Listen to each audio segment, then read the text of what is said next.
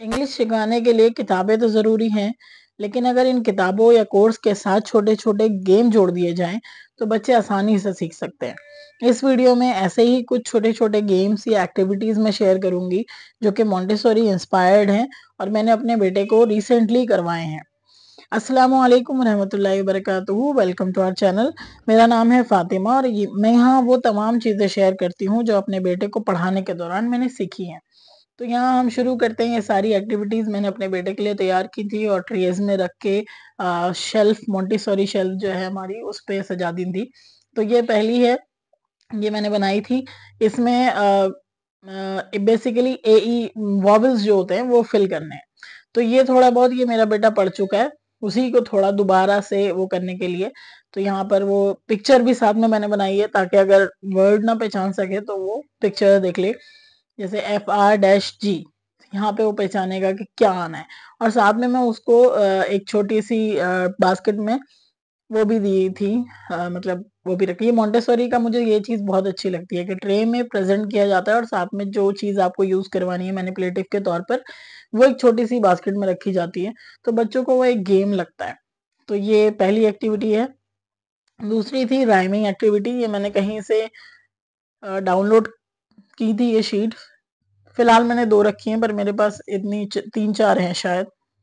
तो ये सारी हैं, इसके साथ छोटे-छोटे ये कार्ड्स हैं और फिर ये इसको राइम करेंगे, जैसे पैरट के साथ कैरट, बैट के साथ रैट। तो जो इंग्लिश में स्पेशली फ़ोनिक्स के आगे चलने के लिए राइम करना और आवाज़ों को समझना, ये जो है बहुत ज़रूरी स्किल होता है। तो ये भी फ़ोनिक्स में बहुत ज़्यादा मदद करता है, बच्चों को सीखने में मदद करता है, वोकैब्युलरी भी बिल्ड करता है इससे, इसमें बच्चों की वोकैब्युलरी बिल्ड होती है। फिर इसके बाद एक और दूसरी जो एक्टिविटी थी, वो थी यही ABCD। बच्चे को याद है, ऑब्वियसली मेरे बेटे को याद है, लेकिन ये है कि बार-बार रिपीट कराते रहने से ना, बीच-बीच में छोटी-छोटी एक्टिविटीज़ देते रहने से, इससे क्या होता है कि जो थोड़ा बहुत भी ज़हन से निकला हो कोई चीज़, वो दोबारा से रिपीट हो जाती है। क्योंकि होम स्कूलिंग में हम कोई एग्ज़ाम, कोई असेसमेंट, कोई टेस्ट नहीं ले रहे, तो इसलिए जो है ज़ाहिर-सी बात है बच्चे को रटने का और वो उसका टाइम नहीं मिल रहा। तो हम बस यही चीज़ें बीच-बीच में थोड़ी-थोड़ी रिपीट करके यही मौका देते हैं कि ये जो जो चीज़ें, जो स्किल्स निकल रहे हैं हाथ से, वो दोबारा बच्चा ग्रैस्प कर ले और दोबारा उसके ज़हन में पक्के हो जाए। इसके बाद फिर ये है, ये जो है मैंने बनाया था, शुरुआत का है, इसके भी 1-2 और बनाए हैं, APST। और इसके साथ ये कुछ-कुछ छोटी-छोटी चीज़ें हैं, मुझे हमेशा इंस्पायर करती थी, इसलिए मैंने ये बहुत मुश्किल से जमा हुई हैं, नहीं मिले कहीं भी मुझे टॉयज़। तो छोटी-छोटी ये मोस्टली जो है ये इरेज़र्स हैं, तो बच्चों को बड़ा मज़ा आता है। मेरे बेटे को बड़ा इंटरेस्ट है इसमें कि S for starfish, T for tiger, toilet है ये, स्पेसशिप है। तो ये सारे वर्ड्स जो हैं, ये सारी चीज़ें ना छोटी-छोटी हाथ में लेके बच्चों को अच्छी लगती हैं चीज़ें। तो वो छू के और फिर उसको जो है, इसको नाम बता के, फिर उसकी बिगिनिंग साउंड के हिसाब से उसको रखना। तो ये यहाँ पर उनको लग रहा है कि वो गेम खेल रहे हैं, बट एक्चुअली उनकी जो बिगिनिंग साउंड्स हैं, वो जो है रिपीट हो रही हैं, वो सब बार-बार उसको बोल रहे हैं, याद कर रहे हैं। तो ये भी एक छोटी-सी मैंने एक्टिविटी या गेम कह लें, ये रखी थी। और फिर इसके बाद कुछ एक्टिविटीज़ इसमें मेरे बेटे के लिए थोड़ी-सी हार्ड है और कुछ ईज़ी हैं और कुछ सही हैं उसके लिए। जैसे ये वाली एक्टिविटी है, थोड़ी हार्ड है उसके लिए, क्योंकि अल्टीमेटली मुझे उसको सिखाना है कर्सिव लेटर्स, लेकिन अभी वो नहीं आते उसको। ऑब्वियसली लिखना तो अभी हमने ऐसे ख़ास शुरू नहीं किया। तो ये मैंने कार्ड्स बनाए थे, सेल्फ करेक्टिंग है ये। इसमें क्या किया कि मैंने एक साइड जो है प्रिंट वाला ए लिखा, जैसे लेटर लिखा, दूसरी साइड कर्सिव लेटर लिखा और बीच में पिक्चर, और पिक्चर इस तरह लिखी कि बीच से कटे तो दोनों में आए। तो इससे अगर, वैसे तो मैंने थोड़े से ही लेटर लिए हैं, लेकिन अगर होता है ऐसा भी कि उसको नहीं समझ में आता कि ये वाला लेटर कौन-सा है, तो वो जो है पिक्चर्स के थ्रू कि ये कौन-सी पिक्चर है, मैच करके उसमें लगा देगा। तो ऐसे जो पज़ल्स होते हैं वो सेल्फ करेक्टिंग होते हैं, जिसमें आपको बच्चों को बताना नहीं होता बार-बार कि नहीं ये नहीं आएगा, ये ऐसे होगा, ये ऐसे होगा, ऐसा नहीं है। बच्चे देख के दूसरा एलिमेंट जो है उसमें, जैसे इसमें एक एलिमेंट तो इसमें ये है कि लेटर्स दिए हैं, दूसरा है कि पिक्चर बनी हुई है। तो अगर लेटर नहीं समझ में आ रहे तो पिक्चर के थ्रू उसको करेक्ट कर सकते हैं, खुद ही करेक्ट कर सकते हैं। इसलिए ये सेल्फ करेक्टिंग पज़ल्स होते हैं इस तरह के। इसके बाद है ये नेक्स्ट। ये अभी हमने शुरुआत की है। कंपाउंड लेटर्स, कुछ लेटर्स होते हैं यही कंपाउंड वर्ड्स, कुछ यही बताने के लिए कि कुछ वर्ड्स होते हैं जो कि 2 वर्ड से मिलके बनते हैं। तो उसमें एक साइड ये मैंने बनाया था, इसके साथ कुछ छोटे-छोटे कार्ड्स भी हैं। तो एक साइड जो है पिक्चर बनी हुई है, एक साइड नेम लिखा हुआ है। तो स्नो, स्नोफ्लेक दिख रहा है उसको, प्लस मैन, तो क्या बनेगा? स्नोमैन। तो ये भी एक इंटरेस्टिंग चीज होती है, थोड़ा सोचना पड़ता है बच्चे को। है तो बहुत इजी वैसे, लेकिन थोड़ा सा उसको सोचना पड़ता है वहां पे। इस तरह की जो है इसमें कॉग्निटिव एबिलिटीज बच्चों की लगती हैं, और उन्हें सोचना पड़ता है, थोड़ा सा ऐसा दिमाग लगाना पड़ता है कि इसका नाम क्या हो सकता है, इसके साथ क्या मैच करेगा करके।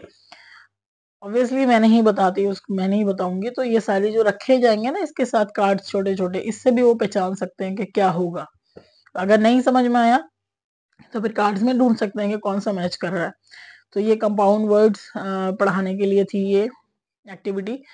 इसके बाद नेक्स्ट आती है ये, यहाँ पर जो है कुछ पिक्चर्स दी हुई हैं, और इनको जो है इसमें देखें, इसमें मैंने साथ में जो है ना वो मूवेबल लेटर्स जो है वो कर्सिव वाले रखे हैं, ताकि थोड़े से ही मतलब साथ के साथ प्रैक्टिस होती रहे कर्सिव की, कर्सिव को देखने की।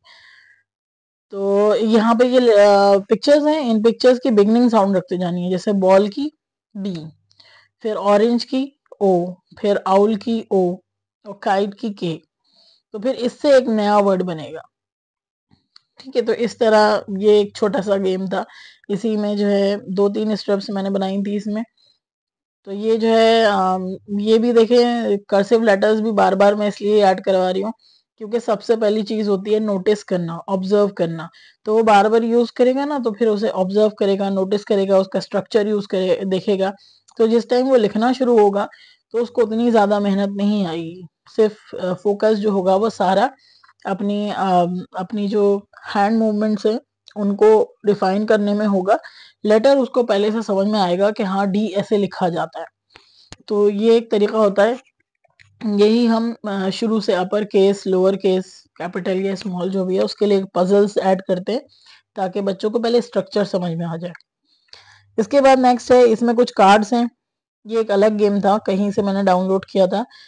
तो इसको उसके कार्ड्स मैंने यहाँ पर रखे हैं। और ये जो सारी जो पिक्चर्स है ना, ये सारी सीवीसी वर्ड्स हैं, यानी कॉन्सोनेंट, वॉवल, कॉन्सोनेंट। तो यहाँ पे जो है ना, जैसे मैं पिक्चर रखूंगी, बोलूंगी बस, और बहुत अच्छे से बोलूंगी बस। अगर शुरुआत में है बच्चा फोनिक्स के, तो इस तरह ब अ स, ऐसे, ताकि बच्चे को एक एक साउंड समझ में आए और फिर उसके साथ वो लेटर रखता जाए। मेरे बेटा को तो ये सब अभी समझ में आता है, वो इससे आगे बढ़ गया है। तो वैसे बस ही बोलूंगी तो वो उससे वो तीनों रख सकता है। तो ये जो है यहाँ पर जो है ये भी सिखाया जा सकता है कि इसमें एक तो मैंने गलत कर दिया, लेकिन यहाँ पे ये सिखाया जा सकता है कि जो फर्स्ट लेटर होता है वो कैपिटल होगा हमेशा। तो ये भी कर सकते हैं हम। तो ये एक गेम था।